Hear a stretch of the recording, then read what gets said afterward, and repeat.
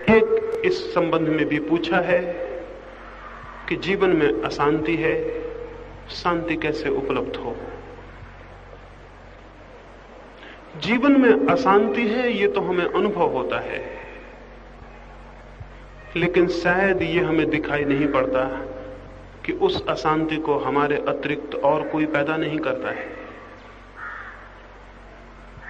जीवन में अशांति का एक तो मौलिक कारण यही है कि जब भी अशांति होती है तब हम सोचते हैं कोई और अशांति को पैदा कर रहा है।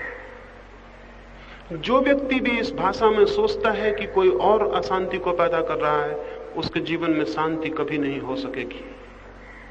एक छोटी सी कहानी कहूं, उससे मेरी बात समझ में आए और फिर आगे बढ़ा जा सके।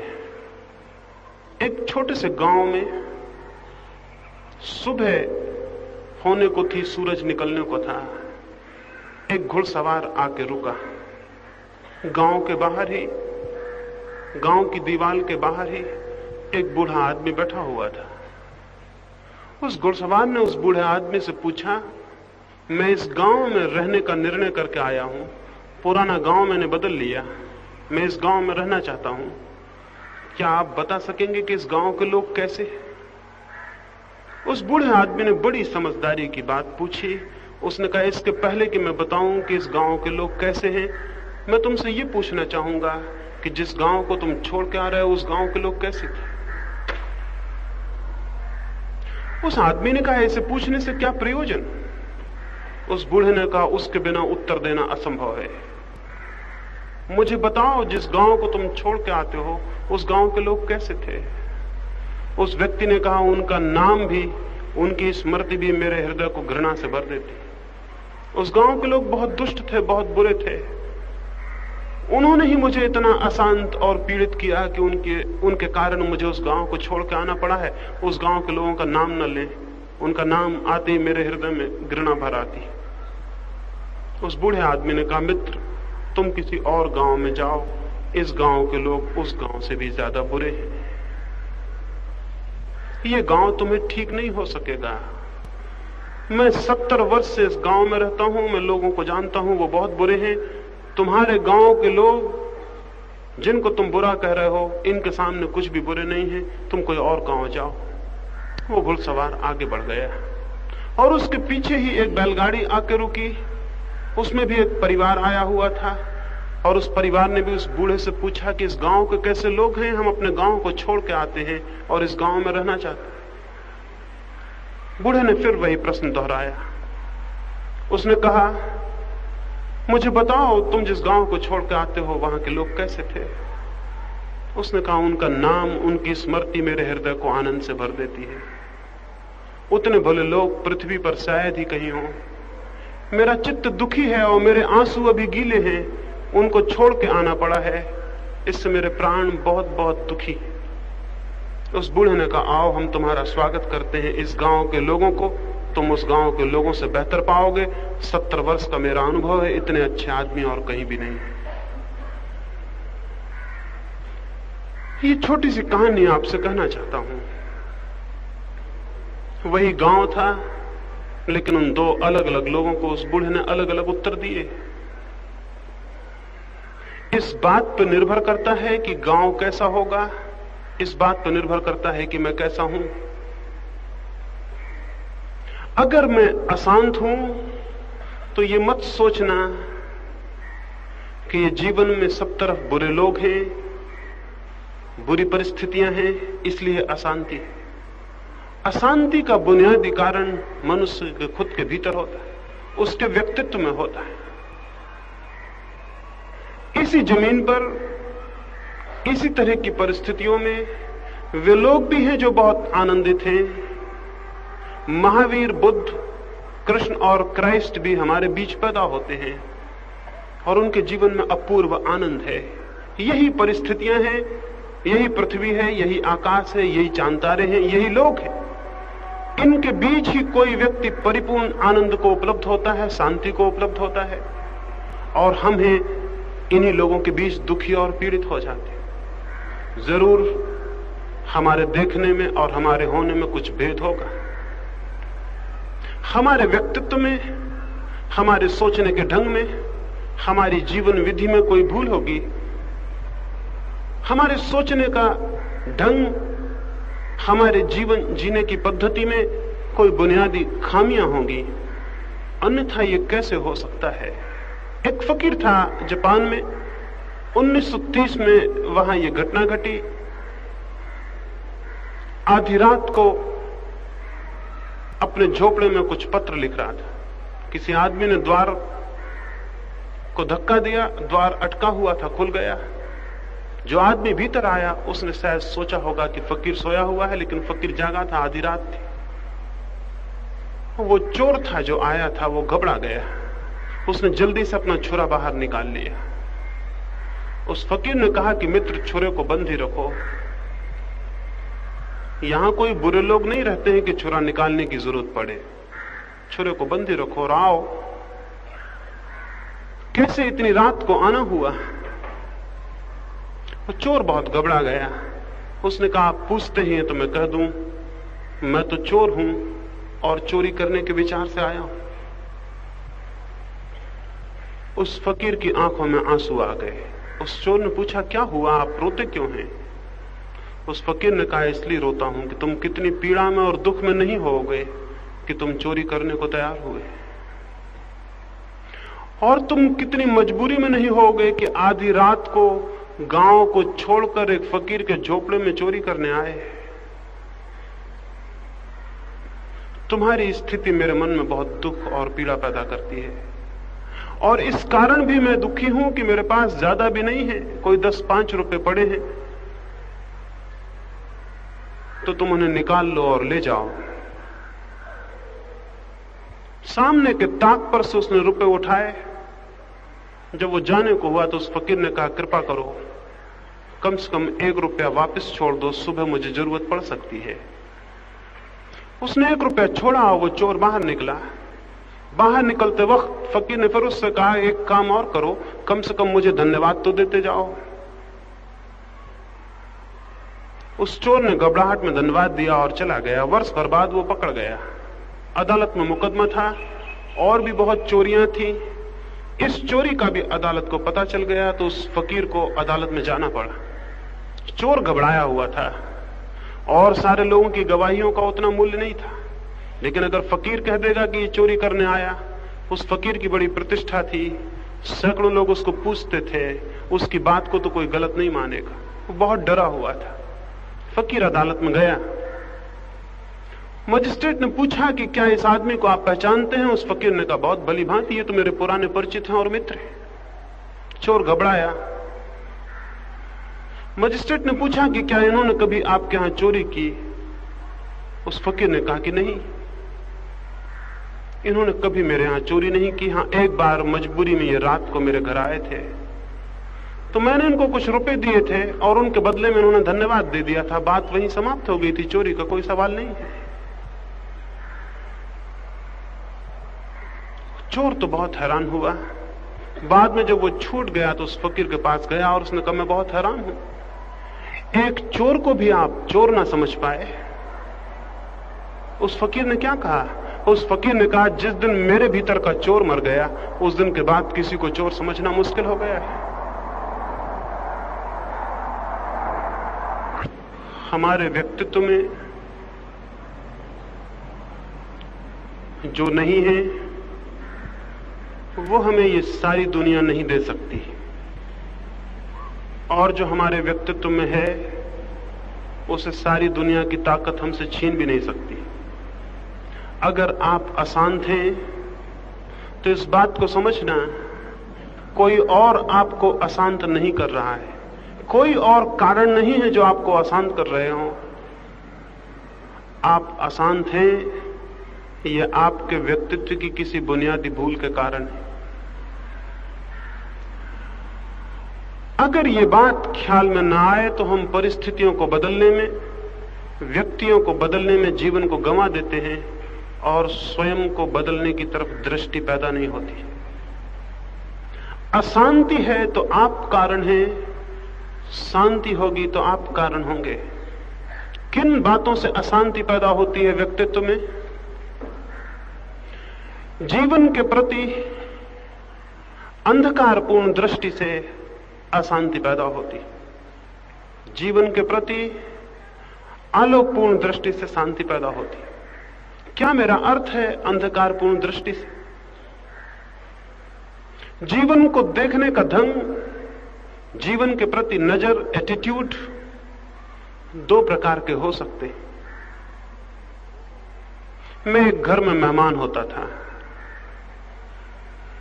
जब मैं जाता, उस घर के सारे परिवार के लोग मुझे बहुत प्रेम करते। उस घर की गृहिणी तो इतना प्रेम करती कि जब मैं उनके घर में जाता तो जिस दिन मैं जाता उसी दिन से वो रोना शुरू कर देती। मैं बहुत हैरान हुआ। मैंने पूछा कि ये रोना क्यों शुरू कर देती हो मेरे आने से? उसने कहा, जैसे ही आप आते हैं मुझे आपके जाने का डर और आप 2 दिन बाद चले जाएंगे, इसकी पीड़ा और इतना दुख मुझे होने लगता है कि जब तक आप रहते हैं मैं सिर्फ रोती रहती हूं। एक और घर में मैं ठहरता था।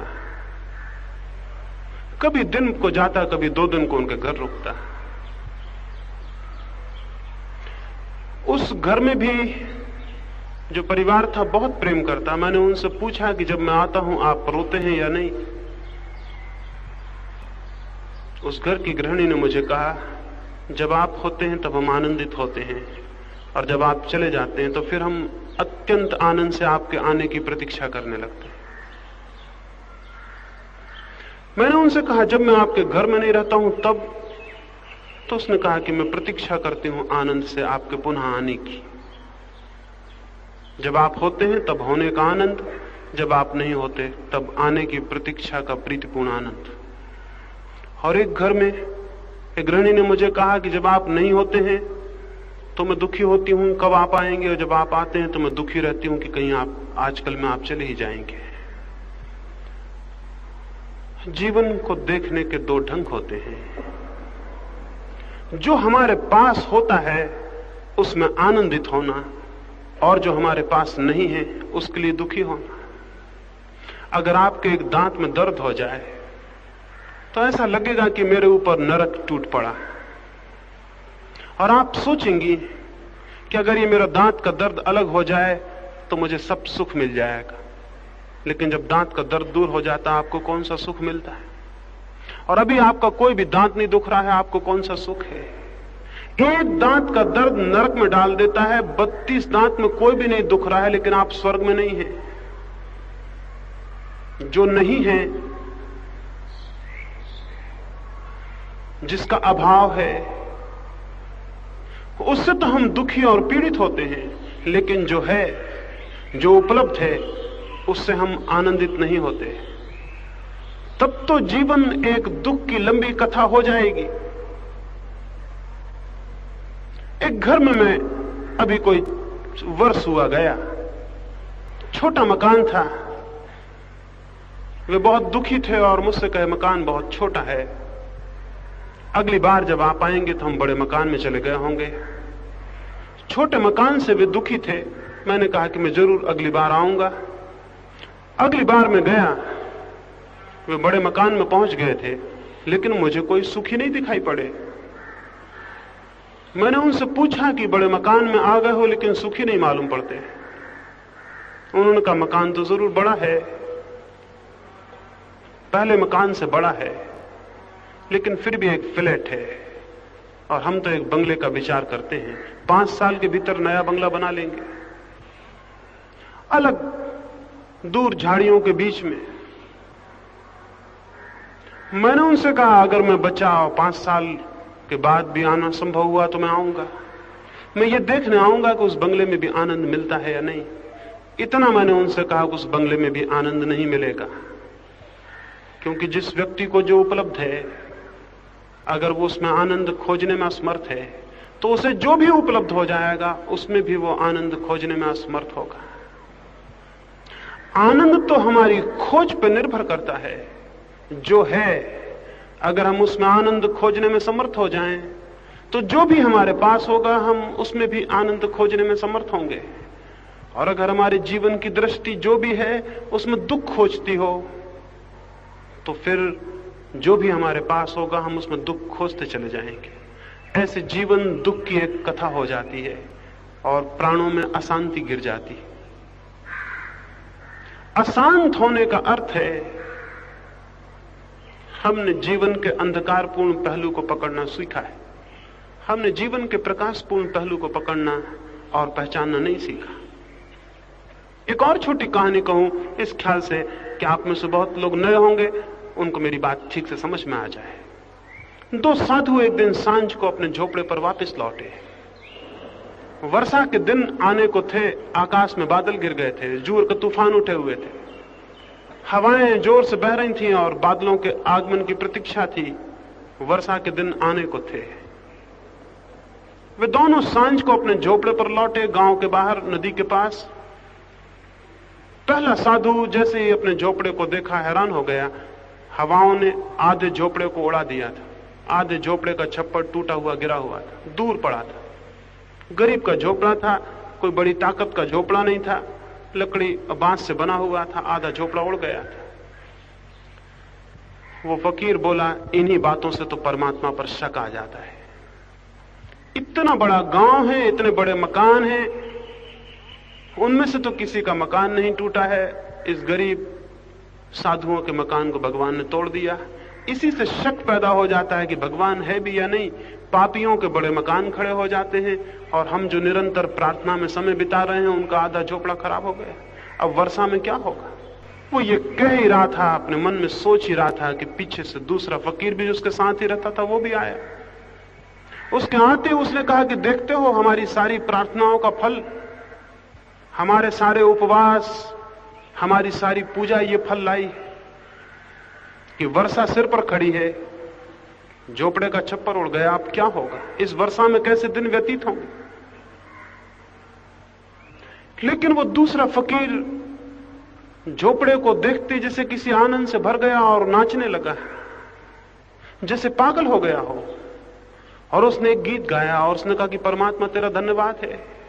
आंधियों का क्या भरोसा, पूरे झोपड़े को भी उड़ा के ले जा सकती थी, जरूर तूने ही बाधा दी होगी और आधे झोपड़े को बचाया। आंधियों का क्या भरोसा? आंधियां क्या देखती हैं कि किसका झोपड़ा है? गरीब फकीरों का। पूरा ही उड़ा ले जाती। जरूर तूने ही बाधा दी होगी, जरूर तूने ही रोका होगा, तब तो आधा रुक गया। और आधा तो काफी है, आधा तो बहुत है। वो झोपड़े के भीतर गया और रात उसने एक गीत लिखा और उस गीत में उसने लिखा कि हमें तो पता ही नहीं था कि आधे छप्पड़ में इतना आनंद हो सकता, नहीं तो हम खुद ही पहले आधा अलग कर देते। आज रात को सोए, आधे में सोई भी रहे, और जब भी आंख खुली तो आधे खुले हुए छप्पड़ से आकाश में चमकते हुए तारे और चांद को भी देखते रहे। अब वर्षा आएगी, आधे में सोएंगे भी, आधे में वर्षा का गीत भी होता रहेगा, वर्षा की बूंदें भी टपकती रहेंगी। हमें पता होता, काश तो हम खुद ही आधा अलग कर देते। भगवान तूने वक्त पर ठीक किया। उस रात वे दोनों उस झोपड़े में सोए। पहला फकीर बहुत दुखी सोया, बहुत परेशान सोया, रात नींद नहीं ले सका, क्योंकि शिकायत उसके मन में आ गई थी और जो हुआ था उससे वो दुखी हो गया था। वो रात भर अशांत था। दूसरा फकीर बहुत गहरी नींद में सोया।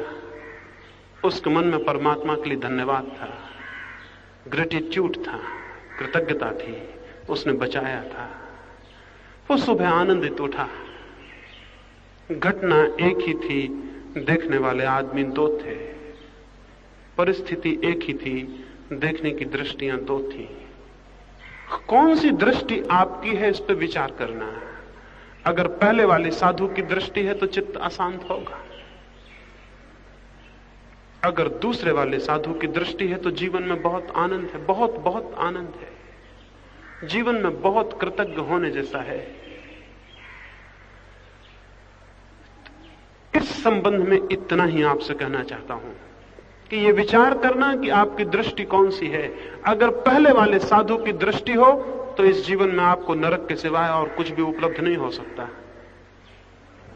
और उसका दोष जीवन को मत देना कि जीवन बुरा था। स्मरण रखना कि उसकी सारी की सारी बात जीवन के बुरे होने की ना थी, वो दृष्टि के गलत होने की थी। और अगर आपकी दृष्टि दूसरे साधु की हो तो इस जीवन में बहुत है। इस जीवन के पत्ते पत्ते में संगीत है और कण कण में एक अद्भुत रहस्य है, लेकिन अगर दृष्टि हो तो वो दिखाई पड़ना शुरू होता है। छोटे छोटे प्रेम में बहुत प्रार्थनाएं हैं, छोटे छोटे जीवन के संबंधों में बहुत आनंद है, लेकिन केवल उनको दिखाई पड़ेगा जो देखने में समर्थ होते हैं, उनको नहीं जो आंख बंद किए बैठे रहते हैं। इस प्रश्न के उत्तर में जो पूछा है, अशांत हैं, शांत कैसे हों, ये मैं कहना चाहता हूं। विचार करना, देखना कि किस तरह से जीवन को देखने का आपका ढंग है, और ये आपके हाथ में है कि अगर ये दिखाई पड़ जाए कि जीवन को देखने का ढंग मेरा गलत है और मैं अपने हाथ से अशांति के बीज बोए चला जाता हूं, और मैं अपने हाथ से जहां फूल भी हैं और कांटे भी हैं वहां केवल कांटों को ही देखता हूं, फूलों को नहीं, तो फिर कौन क्या करेगा? अगर ये ख्याल आ जाए तो जीवन को बदलना आपके हाथ में है, क्योंकि कोई भी मनुष्य दुखी नहीं होना चाहता। कौन दुखी होना चाहता है? कोई भी दुखी नहीं होना चाहता। अगर ये स्पष्ट समझ में आ जाए कि दुखी होना मेरी दृष्टि में है, तो उस दृष्टि से मुक्त होना कठिन नहीं है। ये बोध आते ही कि मेरी दृष्टि गलत है, जीवन में परिवर्तन शुरू हो जाता है। ये बोध आते ही कि अशांति के कारण मेरे देखने में छिपे हैं, देखने का ढंग बदलना शुरू हो जाता है। कुछ और करने की जरूरत नहीं, ठीक रूप से सत्य के प्रति जाग जाना जरूरी है कि मेरी अशांति मेरे जीवन दृष्टिकोण में छिपी। जब तक दूसरों में हम अशांति के कारण खोजते रहेंगे, एक पत्नी खोजती रहेगी कि उसके पति के कारण वो अशांत है, वो गलती में है। एक मां सोचती रहे कि अपने बच्चों के कारण अशांत है, वो गलती में है। एक बहन सोचती रहे कि वो अपने संबंधियों के कारण अशांत है, वो गलती में है। जो भी ये सोचता हो कि मैं किसी और के कारण अशांत है, वो एकदम गलत है। और इस भांति सोचने से उसके जीवन में कभी शांति संभव नहीं हो सकती। ये सोचना ही अशांति को जन्म देता है। सोचने का ढंग बदलना जरूरी है। वो तभी बदल सकता है जब हम अपने व्यक्तित्व का ठीक से विश्लेषण करें, ठीक से अपने व्यक्तित्व को सोचें और समझें और देखें कि मेरे नजर में, मेरी दृष्टि में कहीं भूल तो नहीं है, कहीं बुनियादी भूल तो नहीं है। और मैं समझता हूं कि हम में से प्रत्येक के पास इतनी समझ होती है कि अगर हम उसका उपयोग करें तो अपनी दृष्टि की भूल को देख पा सकते हैं, और वो देख ली जाए, उसका दर्शन हो जाए, तो जीवन में क्रांति होनी शुरू हो जाती है। वही होंगे दिन, वही होंगी रातें, वही होंगे पति, वही होंगे बच्चे, वही होगा परिवार, वही होगी दुनिया, लेकिन दृष्टि के बदलते ही वही सब जहां नरक था, स्वर्ग का आगमन शुरू हो जाता है। स्वर्ग और नरक कोई भौगोलिक, कोई ज्योग्राफिकल स्थितियां नहीं है कि कहीं ज्योग्राफी में, कहीं भूगोल में खोजने से नरक और स्वर्ग मिल जाएंगे। स्वर्ग और नरक साइकोलॉजिकल, मनुष्य की मानसिक स्थितियां हैं। जो मनुष्य जीवन को ठीक से देखने में समर्थ हो जाता है, वो यहीं स्वर्ग में प्रविष्ट हो जाता है, और जो गलत ढंग से देखता है वो नरक में प्रविष्ट हो जाता है। Please join us on Telegram for more Osho's full audiobook. It's totally free. Please join us on Telegram for more Osho's full audiobook. It's totally free.